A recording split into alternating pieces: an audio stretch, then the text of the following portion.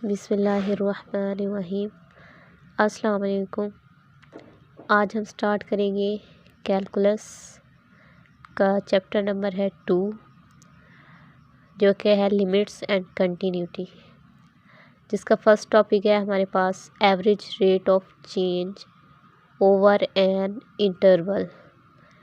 कि rate of change हमने बताना है एक इंटरवल पे। अब पहले हमें पता होना चाहिए कि इंटरवल क्या होता है।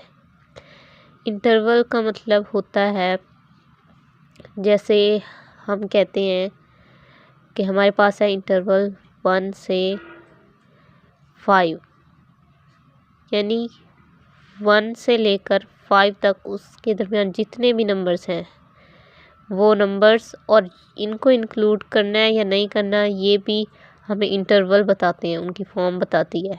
ठीक है, जैसे 1 से 5 हमने एक इंटरवल लिया है, तो अगर हम ब्रैकेट लगाते हैं ये वाली स्क्वायर ब्रैकेट, इसका मतलब है 5 और 1 को भी इंक्लूड करना है। लेकिन अगर हम लगाते हैं ओवल ब्रैकेट, इसका मतलब 5 और 1 को इंक्लूड नहीं करना, लेकिन इनके दरमियान जितने भी नंबर्स आते हैं उन सबको इंक्लूड करना है। ठीक है, और हम ऐसे भी लगा सकते हैं कि एक साइड क्लोज आ जाए और एक साइड ओपन आ जाए, इसका मतलब 1 को इंक्लूड करना है और 5 को इंक्लूड नहीं करना। और इसी तरीके से अगर ओवल हम इस साइड लगा दें और स्क्वायर ब्रैकेट हम इस साइड लगा दें, तो हम कहेंगे 5 को इंक्लूड करना है और 1 को इंक्लूड नहीं करना। तो इंटरवल ये होता है कि एक इंटरवल में बहुत सारे एलिमेंट पड़े होते हैं और वो इंटरवल हमें बताता है कि वो एलिमेंट कहाँ से कहाँ तक है। ठीक है, तो उसमें हमने चेंज बताना है। जैसे अगर हमारे पास एक पॉइंट है 1 और हमने स्टार्ट किया था 0 से, ठीक है, तो 0 से हम आए 1 तक। अब नेक्स्ट हम चले गए हैं समझ लो 5 तक।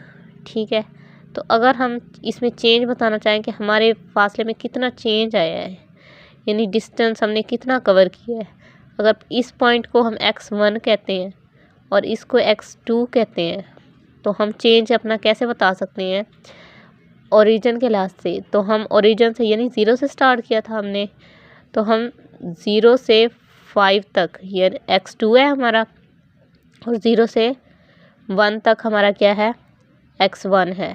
ठीक है, अगर हमने इन दोनों का फासला बताना है, यानी x1 से x2 तक कितना चेंज आया है, तो हम क्या कहेंगे, जो फाइनल पॉइंट होता है यानी एंड पॉइंट होता है उसमें से इनिशियल पॉइंट माइनस करते हैं, यानी x2 में से माइनस x1 करते हैं।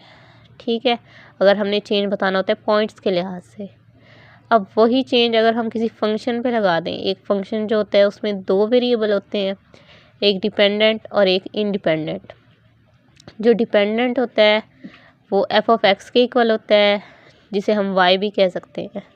ठीक है, और जो इंडिपेंडेंट होता है यानी जिसकी वैल्यूज़ हम खुद से पुट कर सकते हैं वो होता है x। हमारा फंक्शन वाला कैलकुलस में फर्स्ट चैप्टर है, वो भी हम करेंगे। तो पहले हमने लिमिट्स वाला चैप्टर स्टार्ट किया, तो हमारा सारा फोकस है लिमिट्स पे। ठीक है, तो और हमारा जो फर्स्ट टॉपिक है वो है रेट ऑफ चेंज। उसमें क्या कह रहे हैं, the average rate of change of y is equal to f of x with respect to x over the interval x1 x2। और देखो स्क्वायर ब्रैकेट लगाई हुई है कि ये दोनों भी इंक्लूड होंगे। तो अगर ये वाला हमें एक इंटरवल दिया हुआ है x1 x2, यानी कोई भी पॉइंट्स दिए होंगे इधर, तो हमारा जो एवरेज रेट ऑफ चेंज अगर वो हमसे पूछेंगे तो हम वो कैसे बताएंगे, ये है उसका formula, del y over del x is equal to f of x2 minus f of x1 by x2 minus x1। f of x2 को हम y2 भी लिख सकते हैं, y2 माइनस y1। समझ लो f ऑफ x जो है वो y ही है, y is equal to f of x। तो हम इससे रिलेटेड पहले मैं एग्जांपल लेने लगी थी, फिर मैंने क्या है एक्सरसाइज से ही क्वेश्चन कर लेते हैं, इससे एक्सरसाइज के क्वेश्चन भी हो जाएंगे और एज एग्जांपल इस टॉपिक से रिलेटेड हम क्वेश्चन को ही लेकर कर लेंगे। ठीक है, तो 2.1 एक्सरसाइज है जिसका क्वेश्चन नंबर 29 है और 29 से स्टार्ट होके ये 34 तक सारे एवरेज रेट ऑफ चेंज पे हैं क्वेश्चन। ठीक है, तो हमने 29 फर्स्ट हमने लिया है इसकी एग्जांपल में। उसमें दिया हुआ है find average rate of change of function over given interval, कि आपको इंटरवल भी दिया हुआ है और आपको फंक्शन भी दिया हुआ है। आपने इसका फाइंड क्या करना है, एवरेज रेट ऑफ चेंज। तो हमारे पास फंक्शन क्या है, F of X is equal to X की क्यूब प्लस 1, और इंटरवल क्या है। एक क्वेश्चन के दो पार्ट हैं, एक इंटरवल ये दिया हुआ है ए और दूसरा पार्ट है बी। एक इंटरवल ये दिया हुआ है, यानी इसी एक फंक्शन को लेना है, उसके लिए पहले इस इंटरवल पे भी करना है और इस इंटरवल पे भी करना है। ठीक है, पहला हमारा इंटरवल है 2 और 3। अब जैसे हमने ऊपर कहा था एक इंटरवल दिया होगा जिसमें x1 और x2 होंगे, तो हमारे पास x1 क्या हुआ 2 और x2 क्या हुआ 3। ठीक है, इंटरवल में से। और अब हमने बनाना क्या है, एवरेज रेट ऑफ चेंज का फार्मूला क्या है हमारे पास, डेल वाई और del X is equal to F of x2 minus F of x1 by x2 minus x1। x2 और x1 तो हमें मिल गए। अब क्या मालूम करना है हमने, एफ ऑफ x2 और एफ ऑफ x1, यानी जो फंक्शन हमें दिया हुआ है उसमें x की जगह x2 भी पुट करना है एक दफ़ा, और एक दफ़ा x2 की जगह x1 भी पुट करना है। फिर हमारे पास क्या आ जाएंगे, एफ ऑफ x1 और 2, और उसको हम इस फार्मूले में पुट करेंगे तो हमारे पास क्या आ जाएगा, एवरेज रेट ऑफ चेंज, जिसको हम ऐसे डिनोट करते हैं del Y over del X. और फंक्शन को भी हमने ध्यान में रखना है कि उसमें अगर x दिया हुआ है इंडिपेंडेंट वेरिएबल, तो हमने जो नीचे लिखना है वो डेल x लिखना है। अगर कोई और इंडिपेंडेंट वेरिएबल दिया हुआ है, यानी t भी दे सकते हैं, वो थीटा भी दे सकते हैं। ठीक है, जो दिया हो वही लिख देना है। तो अब हमने एवरेज रेट ऑफ चेंज का फार्मूला लिखा डेल वाई और डेल एक्स, जो कि इक्वल था इसके, और इसके लिए हमने क्या निकाला, x1 x2 था हमारे पास, उससे एफ ऑफ x1 निकाला, जिसमें x1 हमारा क्या था 2। तो हमने एफ ऑफ x में 2 पुट किया, जहाँ जहाँ x है वहाँ हमने 2 पुट करना है। तो x की पावर हमारे पास क्या हो जाएगी 3 और प्लस 1, तो 2 की power 3 plus 1 is equal to 2 की पावर 3 मीन्स 2 2 ज़ा 4, 4 2 ज़ा 8, यानी 2 को हमने 3 टाइम में मल्टीप्लाई करना है। 8 प्लस 1 इज इक्वल टू 9। इसी तरीके से जब x2 लेंगे, x2 हमारे पास 3 है, तो इसको जब एफ ऑफ एक्स में पुट करेंगे, यानी x की जगह 3 पुट करेंगे, तो 3 की पावर 3 आ जाएगा प्लस 1। तो 3 की पावर 3 क्या होगा हमारे पास 27 प्लस 1 28। अब ये एफ ऑफ x1 x2 और एफ ऑफ x2 x1 और x2, इन चारों को हम फार्मूले में पुट करेंगे। यहाँ हमारा क्या था, एफ ऑफ x2 जो कि हमारे पास निकला 28, और एफ ऑफ x1 था माइनस आगे वो 9 था हमारा, 9 लिखा हमने। नीचे था x2 जो कि हमारे पास 3 है, वो हमने यहाँ लिख दिया, और नेक्स्ट है हमारे पास x1 जो कि 2 है, वो लिख दिया। 28 में से 9 माइनस किया 19, और 3 में से 2 माइनस किया 1। नीचे 1 हम लिखते नहीं है, तो इसको सिंपल 19 लिख सकते हैं। ये हमारा आंसर है। नेक्स्ट है, अगर इंटरवल हो हमारा -1 और 1, बस चेंज क्या है हमारा यहाँ इंटरवल, फंक्शन वही है। ठीक है, क्योंकि ये इस क्वेश्चन का ए और बी पार्ट है, सिर्फ इंटरवल चेंज किए हैं उन्होंने क्या इसी फंक्शन के लिहाज से ए पार्ट भी करो और बी पार्ट भी करो। तो बी पार्ट में सिर्फ -1 और 1 है हमारे पास इंटरवल, यानी x1 हमारे पास -1 है और x2 हमारे पास +1 है, पॉजिटिव है ये। ठीक है,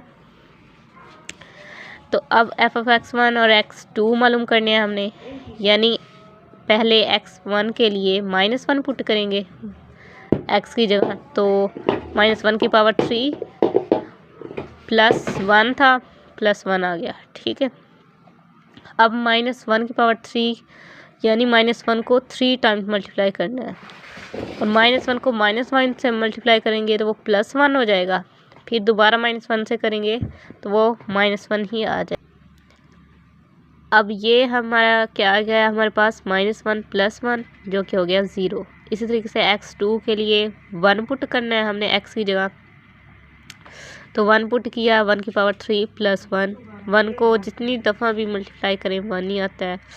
1 + 1 = 2 हो गया। अब इसको फार्मूले में पुट किया, del y और del x किसका है, एवरेज रेट ऑफ चेंज का फार्मूला, और यहाँ f(x) 2 है जो कि हमारा 2 निकला है, माइनस f(x) 1 है जो कि 0 है, नीचे x2 है जो कि हमारे पास 1 है पॉजिटिव में, और माइनस x1 जो है वो -1 है, तो इसको ब्रैकेट में लिख दिया।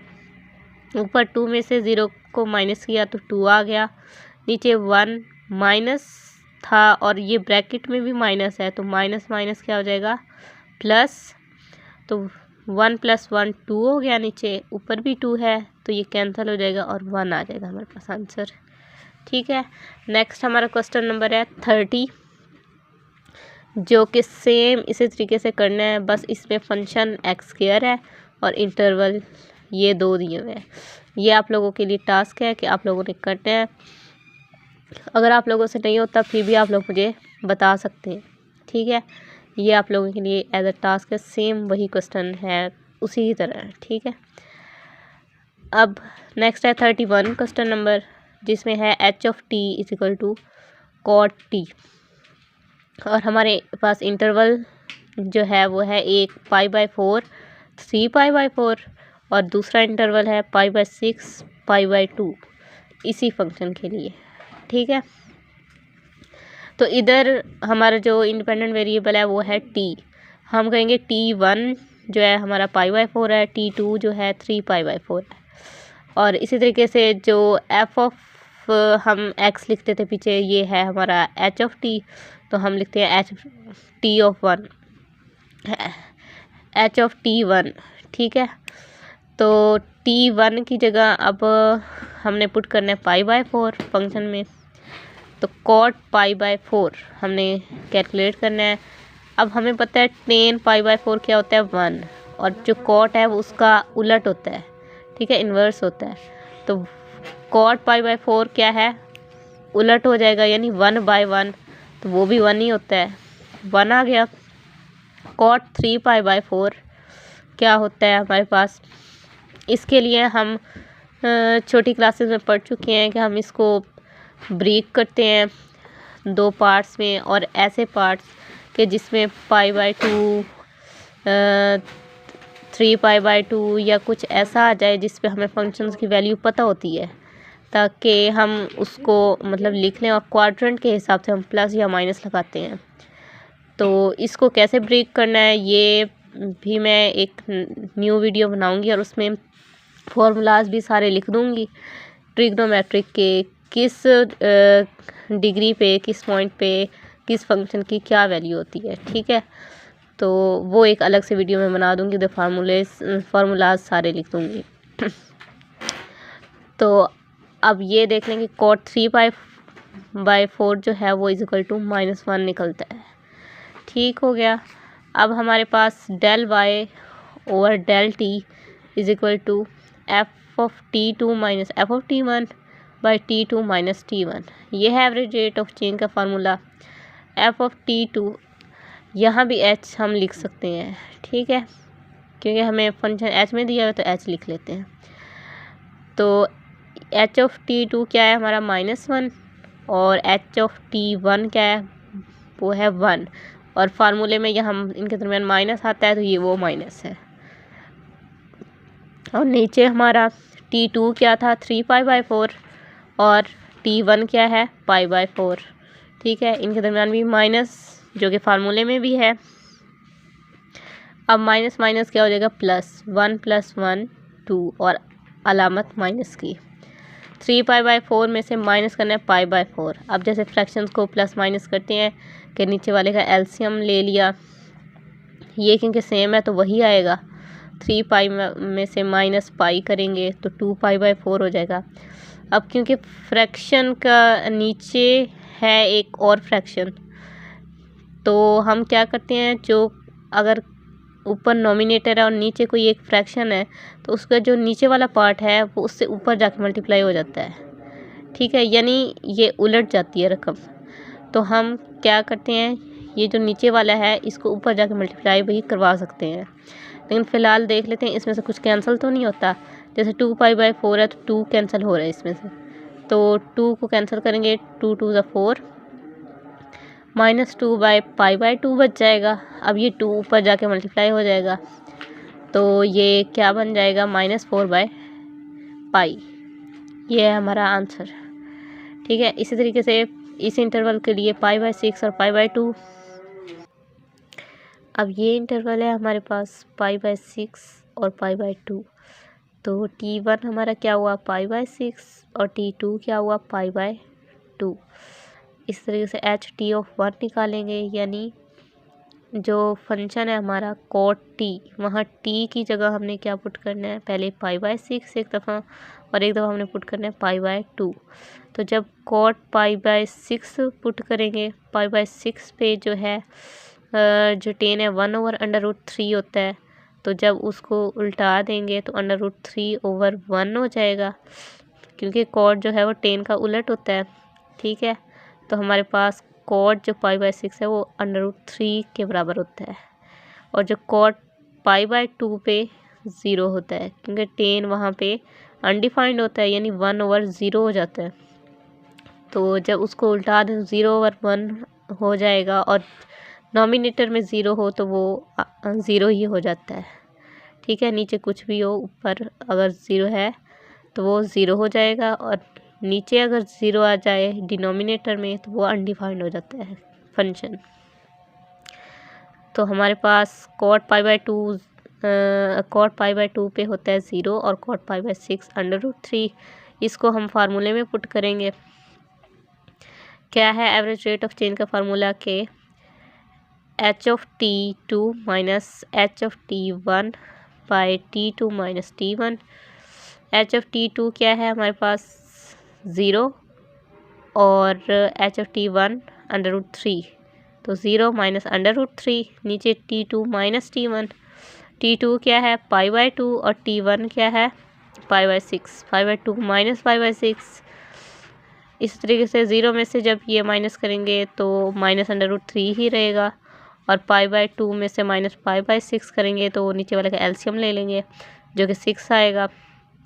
फिर 6 को 2 से डिवाइड करेंगे तो 3 आएगा। 3 को ऊपर वाले से यानी पाई से मल्टीप्लाई कर देंगे, 3π -π/6 -√3 ये 3π में से 1π माइनस हो गया तो 2π/6 बच गया, -√3 ऊपर ऐसे ही रहेगा। अब ये भी सेम वही मसला बना है जो ऊपर था, कि ऊपर एक नॉमिनेटर में नंबर होता है और नीचे एक और फ्रैक्शन आ जाती है, तो जो उसका नीचे वाला है वो ऊपर वाले के साथ जाके मल्टीप्लाई हो जाता है। तो जो 3 है नीचे वाला वो ऊपर जाके मल्टीप्लाई हो जाएगा, -3 √3/π। अब नेक्स्ट है हमारे पास question number 32। g(t) = 2 + cos t। ये भी सेम इसी की तरह है, बस हमें ना वैल्यूज़ का पता होना चाहिए कि π/2, π/6, π/4 पे साइन cos tan की वैल्यूज़ क्या होती हैं। ठीक है, वो क्योंकि हमने 9th क्लास से पढ़ी हुई होती हैं, तो कुछ लोगों को पता होता है, कुछ लोगों को ना भी पता हो, तो मैं एक और वीडियो में इसके भी बना दूँगी फार्मूलाज। ठीक है, और इंटरवल हमारा क्या है 0 से पाई, तो हमारा t1 है वो 0 है और t2 क्या है पाई। अब उसी फंक्शन में पुट करेंगे, सिर्फ t1 की जगह 0 और t2 जब पुट करेंगे तो वहाँ हम t की जगह पाई पुट कर देंगे। ठीक है, तो जब t1 के लिए हमने लिया 2 + cos t की जगह हमने 0 पुट किया, बस 2 और cos 0 पे जो होता है वो 1 हो जाता है। ठीक है, 2 + 1 = 3। t2 लेंगे 2 प्लस कॉस टी की जगह सिर्फ हमने पुट किया पाई, और कॉस पाई पे होता है -1, ठीक है। तो इधर -1 आ गया, 2 - 1 = 1। अब एवरेज रेट ऑफ चेंज का फार्मूला लगाया, GT2 - GT1/T2 - T1। GT2 क्या है निकला है हमारा 1, और GT1 क्या है 3। 1 - 3 ऊपर और नीचे क्या है T2 - T1। T2 है हमारे पास पाई और T1 है 0, पाई -0। 1 - 3 करेंगे तो -2 आएगा, क्योंकि बड़ी रकम के साथ माइनस है तो माइनस आ जाएगा। और नीचे है पाई -0, यानी पाई या कोई भी नंबर हो जिसमें से 0 माइनस करें तो वही नंबर ही आ जाता है, यानी पाई आ जाएगा। नेक्स्ट है हमारा बी पार्ट, उसमें सिर्फ इंटरवल चेंज किया है, फंक्शन हमारा वही है जो पहले था, क्योंकि ए बी पार्ट में दिए हुए हैं। इंटरवल अब हमारे पास है -पाई से पाई, यानी T1 -पाई है और T2 क्या है पाई है। तो अब जहाँ T होगा वहाँ पहले हम -पाई पुट करेंगे और फिर हम पाई पुट करेंगे। तो GT1 के लिए पहले -पाई पुट करेंगे, 2 प्लस कॉस -पाई। और ये हमेशा याद होना चाहिए कि जो कॉस है वो अगर माइनस में भी एंगल उसका आ रहा है तो वो पॉजिटिव में कर देता है उसको, ठीक है। तो ये पॉजिटिव ही हो जाएगा, यानी 2 प्लस कॉस पाई के ही इक्वल है ये। 2 प्लस कॉस पाई, और कॉस जो है वो पाई पे होता है -1। 2 - 1 = 1। GT2 = 2 प्लस कॉस पाई है, तो कॉस पाई जो है वो क्योंकि -1 होता है तो 2 - 1 = 1। So average rate of change का फार्मूला लगाएंगे, GT2 - GT1/T2 - T1। GT2 क्या है 1 और GT1 भी 1 है, तो 1 - 1, और नीचे T2 क्या है हमारा पाई और T1 क्या है -पाई, तो माइनस पाई, ऊपर 1 - 1 तो 0 हो गया, नीचे पाई माइनस प्लस पाई, और पाई को जब पाई से ऐड करेंगे तो 2 पाई हो जाएगा। लेकिन क्योंकि ऊपर 0 है तो होल रकम हमारे पास 0 ही हो जाएगी और आंसर हमारा 0 है।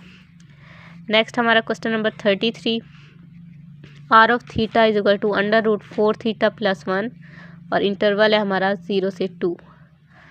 तो हम क्या लिखेंगे, हमारा इंडिपेंडेंट वेरिएबल यहाँ आ गया थीटा। पहले t चल रहा था, उससे पहले x लिया हुआ था उन्होंने, और अब है हमारे पास theta. r of theta = √4 theta + 1 है फंक्शन हमारे पास, और इंटरवल क्या है 0 से 2। थीटा 1 हम लेंगे 0 और थीटा 2 क्या है 2। r of थीटा 1 यानी अब फंक्शन में हमने पुट करना है, पहले थीटा 1 के लिए ले रहे हैं तो जहाँ थीटा होगा वहाँ 0 पुट करना है। r of थीटा 1 = √4 0 + 1, 4 को 0 से मल्टीप्लाई करेंगे 0 हो जाएगा, 0 + 1 1 ही हो जाएगा, √1, और 1 की पावर जो भी ले 1 ही आता है, तो इसलिए इसका स्क्वायर रूट भी 1 ही है। नेक्स्ट है r थीटा 2, यानी अब थीटा 2 की वैल्यू लेनी है 2, जहाँ थीटा होगा वहाँ 2 पुट कर देना है, 4 × 2 + 1 √, 4 2 = 8 हो जाएगा, +1 √8 + 1 = 9, और √9 = 3 हो जाएगा, क्योंकि ये क्या होता है 3 की पावर 2 होता है 9, और 2 √ से कैंसिल हो जाएगा तो 3 आ जाएगा। So average rate of change का फार्मूला लगाएंगे। अब हमारे पास डेल वाई और डेल थीटा है कि इंडिपेंडेंट वेरिएबल थीटा है हमारे पास, और डिपेंडेंट को हम हर केस में वाई ले रहे हैं, ठीक है। r थीटा 2 - r थीटा 1 करेंगे, नीचे थीटा 2 - थीटा 1। r थीटा 2 क्या है 3, r थीटा 1 क्या है 1, 3 - 1, और थीटा 2 क्या है 2, और थीटा 1 क्या है 0, 2 - 0, ठीक है। 3 - 1 2 हो जाएगा, 2 - 0 भी 2 हो गया, तो 2 को 2 से कैंसिल किया तो हमारे पास 1 आंसर आ गया। ठीक है। और नेक्स्ट है 34 question number, P of theta is equal to theta cube minus 4 theta square plus 5 theta. ये है हमारे पास फंक्शन और इंटरवल क्या है 1 से 2। तो सेम क्वेश्चन वही है, बस थीटा की जगह हमने ये दोनों वैल्यूज़ पुट करनी है, पी ऑफ थीटा 1 और पी ऑफ थीटा 2 निकालने के लिए। और थीटा 1 और थीटा 2 तो हमें पता है ये दोनों है, फिर हमने फार्मूले में पुट करना है। और ये भी आपका टास्क है, ये क्वेश्चन भी। तो 2 क्वेश्चन मैंने आपको टास्क में दिए हैं करने के लिए। अगर कोई भी प्रॉब्लम आती है तो आप इसे फिर पूछ सकते हैं।